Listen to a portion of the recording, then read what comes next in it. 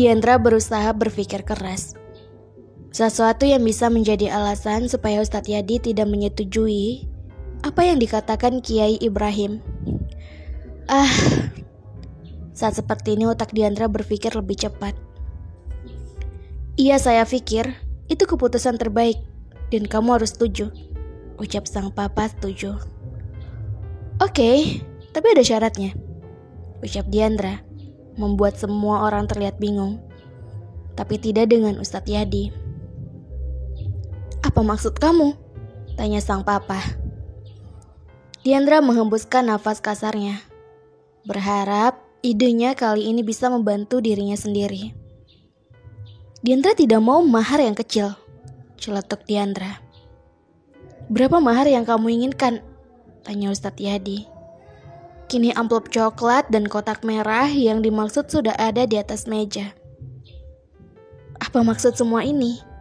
Dan kotak merah yang sepertinya berisi cincin emas, Ustadz Yadi akan menjual ini dan menjadikan uang 50 juta. Mustahil. Ini uang 50 juta dan cincin emas. Saya akan berikan ini untuk kamu sebagai maharnya, ucap Ustadz Yadi. What? Untuk beberapa detik Diandra hanya terdiam melihat semua ini.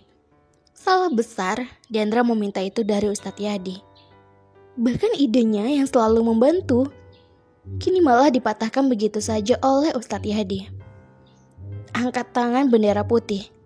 Tolong bawa Diandra kabur ke ujung dunia. Dan kini tanpa bisa apa-apa Diandra terpaksa harus menerima keadaan. Dengan disaksikan kedua keluarga dan salah satu ustadz sebagai saksi, Ustadz Yadi mengucap janji suci pernikahan. Ustadz Yadi menjabat tangan Chandra orang tua Diandra dengan tatapan lurus, bahkan terlihat begitu yakin. Dengan satu tarikan nafas, Ustadz Yadi mengucapkan ijab qabulnya.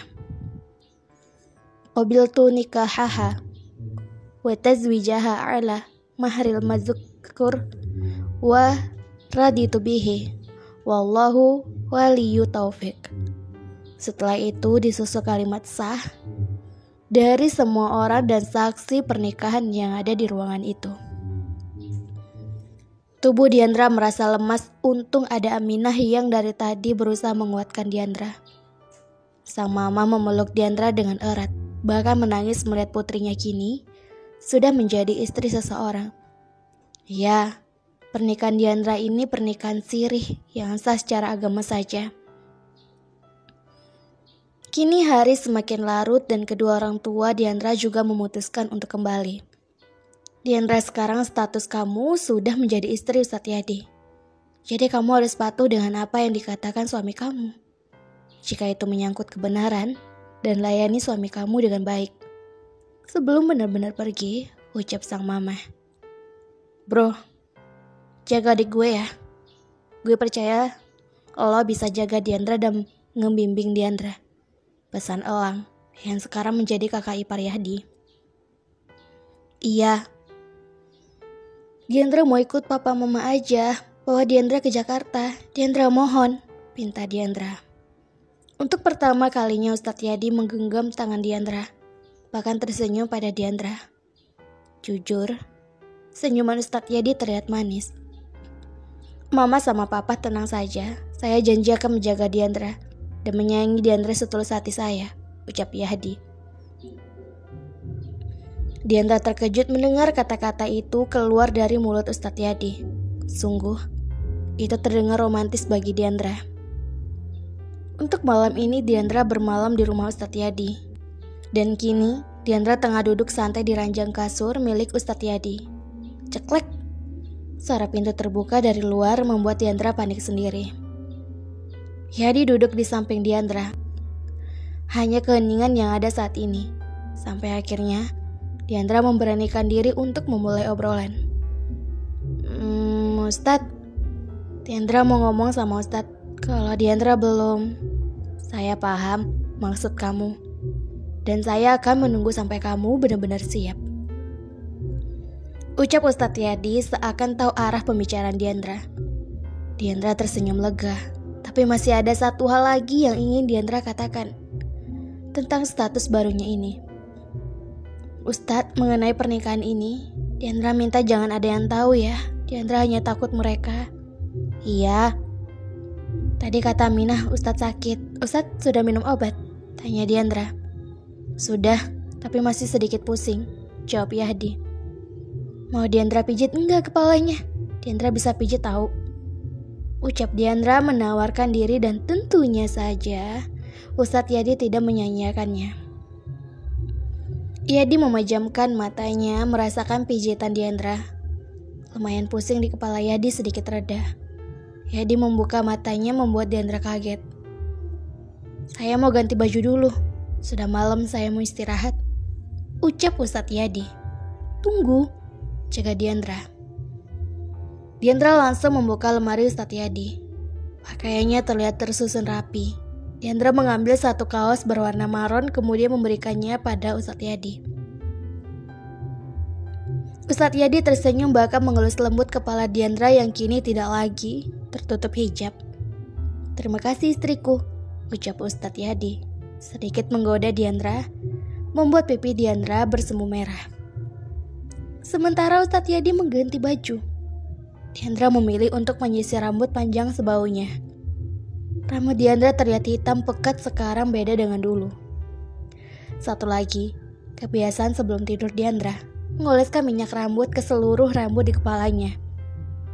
Yadi terus memperhatikan Diandra yang saat ini sedang mengoles minyak rambut aroma stroberi.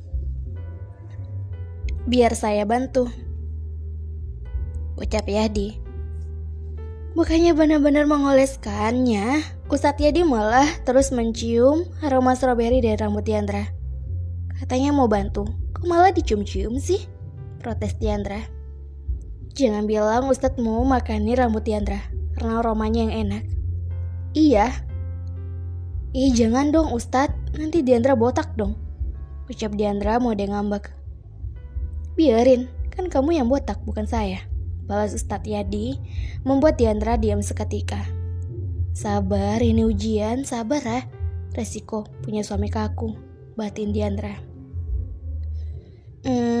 Ustadz, beneran mau bobo di samping Diandra? Tanya Diandra. Yadi mengangguk tanpa ragu. Tapi Ustadz, Diandra itu kalau tidur suka muter tahu, ujar Diandra. Terus? Tanya Ustadz Yadi sambil terus menyisir rambut Diandra. Iya, nanti kalau Ustadz jadi gak nyaman gimana? Kalau Ustadz gak bisa tidur gara-gara Diandra gimana? Ucap Diandra berbohong. Saya akan ikat kamu dan saya pastikan tidur dengan aman, ucap Ustadz Yadi membuat Diandra bergidik ngeri. Diandra memasang wajah cemberutnya, dan wajah cemberut Diandra terlihat oleh Ustadz Yadi dari cermin. Saya hanya bercanda, ucap Ustadz Yadi, bahkan Diandra bisa melihat Ustadz Yadi tersenyum. Diandra berjalan cepat ke arah dalam. Aminah bilang Ustadz Yadi memanggilnya untuk datang ke dalam. Entah apa alasannya yang jelas Diandra ingin cepat sampai dan tahu alasannya. Assalamualaikum, ucap Diandra. Waalaikumsalam, balas Ustadz Yadi yang sudah menunggu kedatangan Diandra. Diandra mendekat untuk menemui Ustadz Yadi. Bahkan Diandra juga mencium tangan Ustadz Yadi yang kini bukan hanya sebagai gurunya di pesantren, tapi juga sebagai suaminya. Duduk, Ustadz Yadi meminta Diandra untuk duduk di sampingnya. Jujur, itu membuat Diandra sedikit canggung. Lagi-lagi suasana mendadak canggung terlebih Ustadz Yadi yang sedari tadi terus memperhatikan Diandra. Ustadz, kenapa sih ada yang aneh sama Diandra? Tanya Diandra dengan ragu. Bukannya menjawab, Ustadz Yadi justru bangkit dari duduknya pergi mengambil sesuatu di atas laci. Tidak lama Ustadz Yadi kembali membawa Al-Quran dalam dekapannya. Loh, ini untuk apa Ustadz? Tanya Diandra heran. Ustadz Yadi mengelus lembut kepala Diandra, membuat Diandra kaget dengan perlakuan Ustadz Yadi. Untuk pertama kalinya Diandra benar-benar diperlakukan dengan lembut oleh seorang laki-laki. Saya dengar ada yang sedang menghafal Al-Quran, jadi saya ingin mendengarkannya, ucap Ustadz Yadi.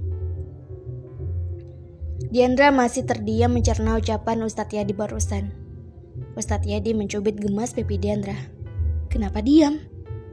Ustadz ampun, jangan cubit-cubit pipi Diandra, protes Diandra sambil mengusap-ngusap pipinya yang kini terlihat memerah.